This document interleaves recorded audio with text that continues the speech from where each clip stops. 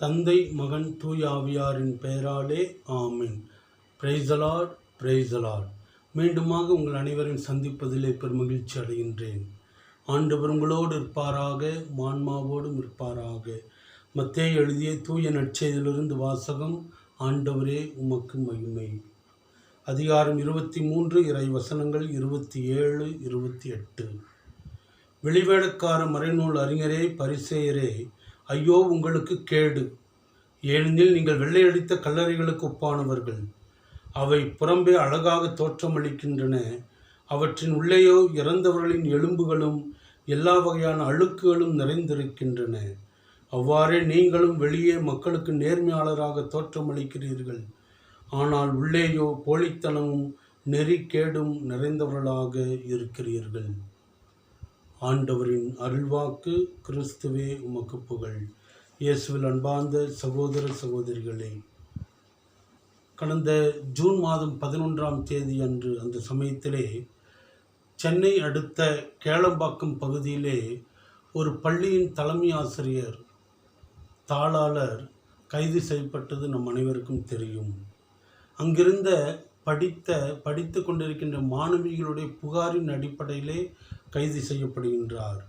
அவருடன் 5 ஆசிரியர்களும் கைது செய்யப்படுகின்றார்கள். அதிலே 2 பேர் தப்பித்துவிட்டு 3 பேர் ஆஜராகி விடுகின்றார்கள். அவர்கள் வாக்கு கொடுக்கின்றார்கள். வாரத்துக்கு 2 மாணவிகளிடம் அவர்கள் சென்று போய் தாளர் அவர்களிடம் ஆசிரியர் பெற்றுக்கொண்டால் நீங்கள் நல்ல மதிப்பெண்களை பெறுவீர்கள் என்று சொல்லிக் கொடுத்து அந்த 2 மாணவிகளை அந்த தாளாளரிடம் அனுப்பியுள்ளார்கள். சென்ற பின்புதான் அந்த மாணவியருக்கு அந்த தாளாளர் எப்படிப்பட்டவர் என்பது தெளிவாக தெரிந்து, அதன் வழியாக வேறு வழியில்லாது காவலர்களிடம் அவர்கள் இந்த செய்திகளை எல்லாம் சொல்லியிருக்கின்றார்கள். இயேசுவில் அன்பார்ந்த சகோதர சகோதரிகளே, வெளியே ஒரு வாழ்க்கை, உள்ளே ஒரு வாழ்க்கை. இதுபோன்று பலரிடம் இந்த வாழ்க்கை இருக்கத்தான் செய்கின்றது. ஓரளவிற்கு தவறு செய்யலாம், ஆனால் மிக அதிகமான அளவிலே வேஷம் போடும் பொழுது ஒரு நாள் காலம் கனியும் போது அதற்குரிய செயல்பாடுகளை, அதற்குரிய தண்டனையை அனுபவித்துதான் ஆக வேண்டிய ஒரு சூழ்நிலைக்கு தள்ளப்படுகின்றோம். ஆண்டவர் இயேசு கிறிஸ்து வாழ்ந்தபோது அந்த பரிசேயர்கள், சதுசேயர்கள், சட்ட வல்லுநர்கள் இதுபோன்றுதான் நடந்து கொண்டார்கள். வெளியே ஒரு வாழ்க்கை, உள்ளே ஒரு வாழ்க்கை என்று அவர்கள் வாழ்ந்து கொண்டிருந்தார்கள். உதாரணத்துக்கு ஆண்டவர் இயேசு சொல்கின்ற பொழுது அவர்களை பற்றி சொல்லும்போது வெள்ளையடிக்கப்பட்ட கல்லறைகளே என்று சொல்கின்றார். அன்றைய காலகட்டத்திலே கல்லறை என்பது தீட்டு போன்றது. அதை யாராவது தெரியாமல் தொட்டாலும் அவர்கள் தீட்டுப்பட்டவர்கள் போன்று ஆகிவிடுவார்கள். ஆகவே யாரும் தொட்டு தீட்டுப்பட்டவர்களாக மாறிவிடக்கூடாது என்பதற்காக அந்த கல்லறையின் வெளிப்புறம் வெள்ளையடிப்பார்களாம். இதுபோன்றுதான் அவருடைய வாழ்க்கையானது இருந்தது என்று ஆண்டவர் இயேசு குறிப்பிடுகின்றார். வெளியே வெள்ளை வெளியேறென்று அந்த கல்லறை இருந்தது, ஆனால் அந்த கல்லறைக்குள்ளே அழுக்கும் பிணங்களும் எலும்புக்கூடுகளும் தான் இருந்தது. அந்த பரிசேயர்கள், சதுசேயர்கள் எல்லோருக்கும் முன்பாக வருகின்ற பொழுது ஆடம்பரமாக, மிக கம்பீரமாக வருவார்கள். ஏதோ அவர்கள்தான் உலகத்திலேயே நியாயவாதிகள் என்று சொல்கின்ற அளவுக்கு எல்லா சட்டங்களையும் சரியாக அனுசரிப்பவர்கள், கடவுளுக்கு உகந்த வாழ்க்கை வாழ்பவர்கள் என்பதை போன்று அவர்கள் நடந்து கொள்வார்கள்.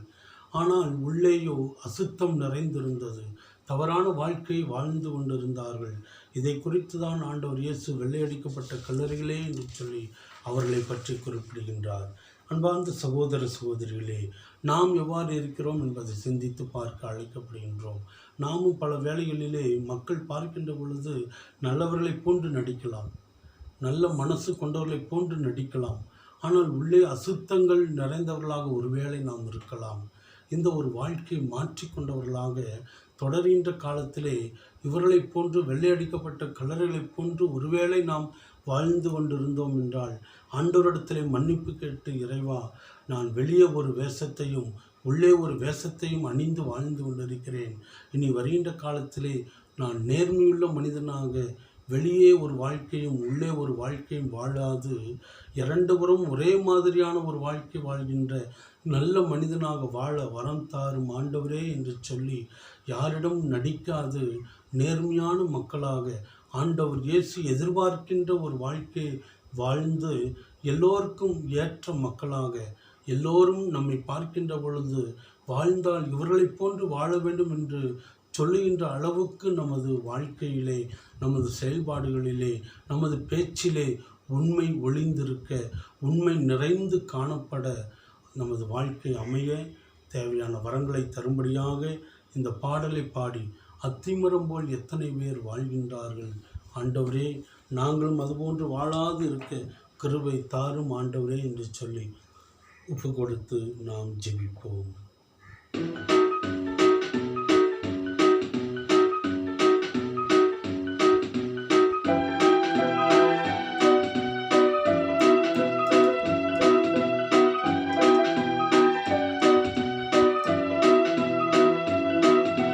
அத்திமரம் போல் எத்தனை பேர்கள் வாழ்கின்றார்கள், இனமர்த்தமில்லாமல் கர்த்தரில்லாமல் வாழ்கின்றார்கள். அத்திமரம் போல் எத்தனை பேர்கள் வாழ்கின்றார்கள், இனமர்த்தமில்லாமல் கர்த்தரில்லாமல் வாழ்கின்றார்கள்.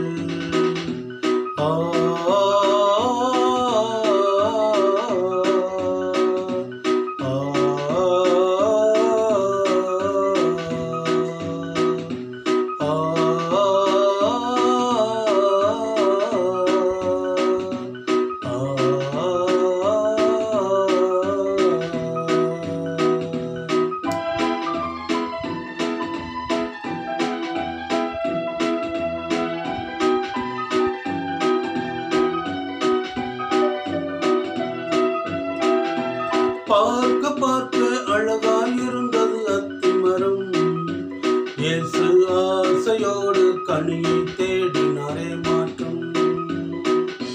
பார்க்க பார்க்க அழகாயிருந்தது அத்திமரம், இயேசு ஆசையோடு கனியை தேடினாரே மாற்றம்.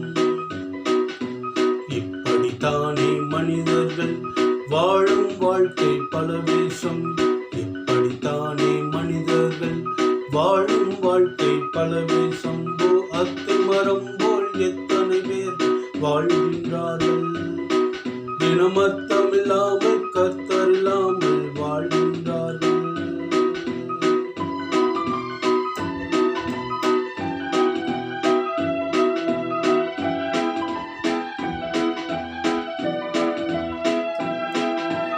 ஊருக்குள்ளே உத்தமர் போல நடிப்பார்கள், ஆனால் உண்மையிலேயே அத்திமரம் போல் இருப்பார்கள்.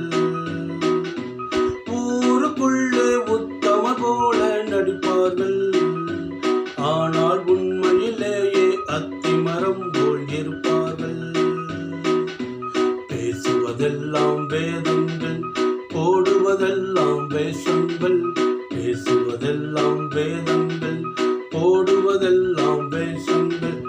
அத்திமரம் போல் எத்தனை பேர்கள் வாழ்கின்றார்கள், இனமர்த்தமில்லாமல் கர்த்தரில்லாமல் வாழ்கின்றார்கள். அத்திமரம் போல் எத்தனை பேர்கள் வாழ்கின்றார்கள், இனமர்த்தமில்லாமல் கர்த்தரில்லாமல் வாழ்கின்றார்கள்.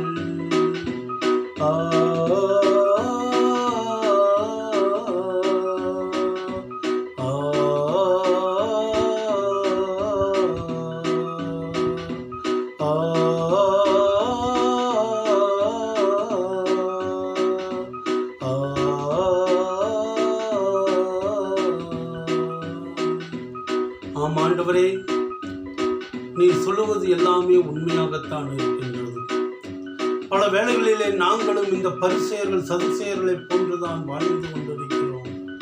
வெளியே ஒரு வாழ்க்கையும் உள்ளே ஒரு வாழ்க்கையுமாகத்தான் வாழ்ந்து கொண்டிருக்கின்றோம். வெளியே ஒரு வேஷம், உள்ளே ஒரு வேஷம். மற்றவர்கள் பார்க்கின்ற பொழுது நல்லவர்களைப் போன்று நாங்கள் காட்சி அளிக்கின்றோம். மற்றவர்கள் பார்க்கின்ற பொழுது நேர்மையான மக்களைப் போன்று காட்சி அளிக்கின்றோம். மற்றவர்கள் பார்க்கின்ற பொழுது கனிவுள்ள மக்களைப் போன்று நாங்கள் காட்சியளிக்கின்றோம். மற்றவர்கள் பார்க்கின்ற பொழுது எல்லாம் மற்றவர்களுக்காகத்தான் வாழ்ந்து கொண்டிருக்கிறோம் என்பதை போன்று நாங்கள் நடித்துக் கொள்கின்றோம். ஆனால் உண்மையிலேயே நாங்கள் யோசித்து பார்த்தோம் என்றால் எங்களுடைய வாழ்க்கையானது வித்தியாசமாக இருக்கின்றது. மற்றவர்களுக்காக வாழ வேண்டிய நாங்கள் எங்களுக்காகத்தான் வாழ்ந்து கொண்டிருக்கின்றோம். வெளியே ஒரு வேஷமும் உள்ளே ஒரு வேஷமாகத்தான் வாழ்ந்து கொண்டிருக்கின்றோம். ஆண்டவரே, அந்த வெள்ளையடிக்கப்பட்ட கல்லறைகள் எப்படியோ வெளியே பார்க்கின்ற பொழுது மிக பளிச்சென்று தென்படுகின்றது, அதே போன்று நாங்கள் வெளியே பார்க்கின்ற பொழுது பல வேளைகளிலே பளிச்சென்று காணப்படுகின்றோம். வெள்ளை வெளையரென்று இருக்கின்றோம். உள்ளம் முழுவதும் வெள்ளை வெளையரென்று இருக்கின்றது என்பதை நாங்கள் வெளிப்படுத்துகிறோம். ஆனால் உள்ளத்துக்குள்ளே அந்த கல்லறைக்குள்ளே இருக்கின்ற அசிங்கங்களை போன்று எங்களுடைய உள்ளத்திலும் பல வேளைகளிலே அசிங்கங்கள் அதிகமாக இருக்கின்றது, தவறுகள் அதிகமாக இருக்கின்றது. கோபம், எரிச்சல், பொறாமை, விட்டு கொடுக்காத தன்மைகள் போன்ற பல தவறான குணங்கள் எங்களிடம் ஒளிந்து கிடக்கின்றது. ஆண்டவரே, எங்களை மன்னித்தருளும். இனி வருகின்ற காலத்திலே நாங்கள் வெளியே ஒரு வாழ்க்கையும் உள்ளே ஒரு வாழ்க்கையும் வாழ்ந்து விடாது இப்படிதான் வாழ வேண்டும், இதைத்தான் ஆண்டவர் எதிர்பார்க்கின்றார்.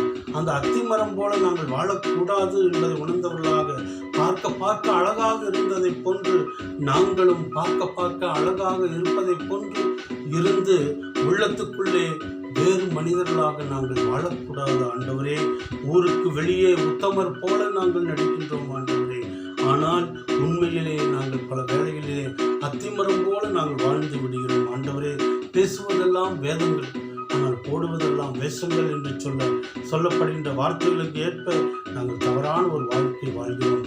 எங்களை மன்னித்து இனி வருகின்ற காலத்திலே உத்தமர்களாக, நேர்மையான மக்களாக, நல்ல மக்களாக, எல்லோருக்கும் நாங்கள் நேர்மையாக இருக்கின்ற மக்களாக வாழ வரம் தருவீராக. எங்கள் ஆண்டவராகிய கிறிஸ்து வழியாக உம்மை நோக்கி மன்றாடுகிறோம் ஜீவனுள்ள நல்ல பிதாவே, ஆமீன். ஆண்டவர் உங்களோடு இருப்பாராக, மான்மாவோடும் இருப்பாராக. எல்லாம் உள்ள இறைவன் தந்தை, மகன், தூய் ஆவியானவர் உங்கள் ஒவ்வொருவரையும் ஆசீர்வதிப்பாராக, ஆமீன். இயேசுவுக்கே புகழ், இயேசுவுக்கே நன்றி, இயேசுவுக்கே புகழ், இயேசுவுக்கே நன்றி. மரியே வாழ்க, மரியே வாழ்க. புனித தோமையாரே எங்களுக்காக வேண்டிக் கொள்ளும்.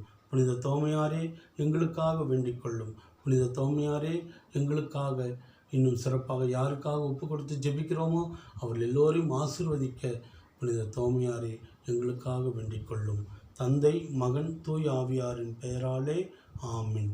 தேங்க்யூ. God bless you.